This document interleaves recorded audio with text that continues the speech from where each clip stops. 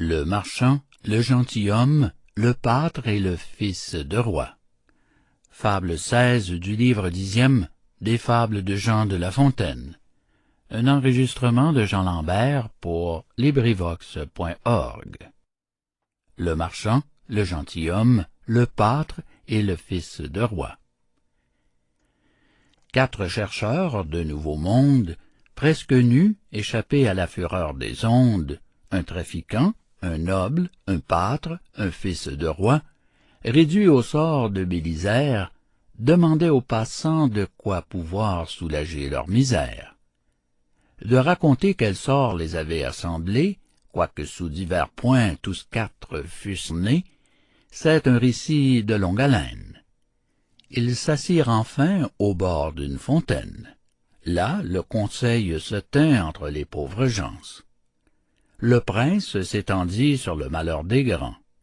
Le pâtre fut d'avis qu'éloignant la pensée de leur aventure passée, chacun fit de son mieux et s'appliqua aux soins de pourvoir aux communs besoins.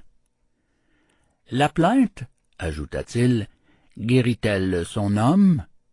Travaillons, c'est de quoi nous mener jusqu'à Rome. Un pâtre ainsi parlé.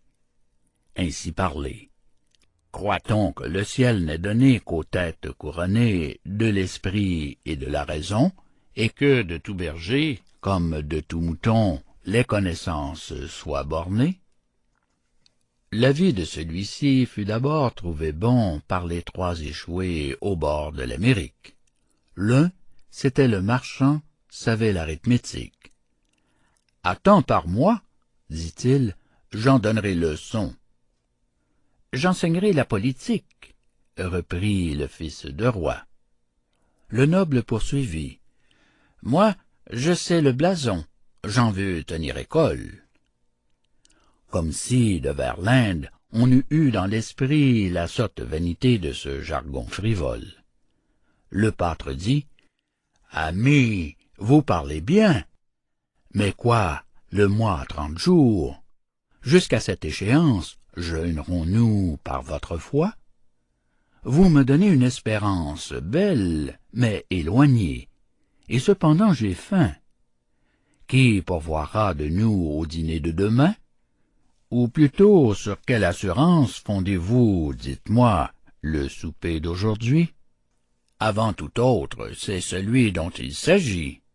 Votre science est courte là-dessus.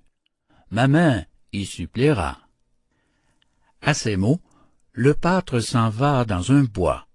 Il y fit des fagots, dont la vente pendant cette journée et pendant la suivante empêcha qu'un long jeûne à la fin ne fît tant qu'ils allassent là-bas exercer leur talent. Je conclus de cette aventure qu'il ne faut pas tant d'art pour conserver ses jours, et, grâce au don de la nature, la main le plus sûr et le plus prompt secours.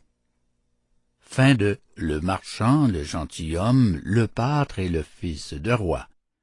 Fable 16 du livre 10e des fables de La Fontaine. Fin du livre 10e des fables de Jean de La Fontaine. Cet enregistrement fait partie du domaine public.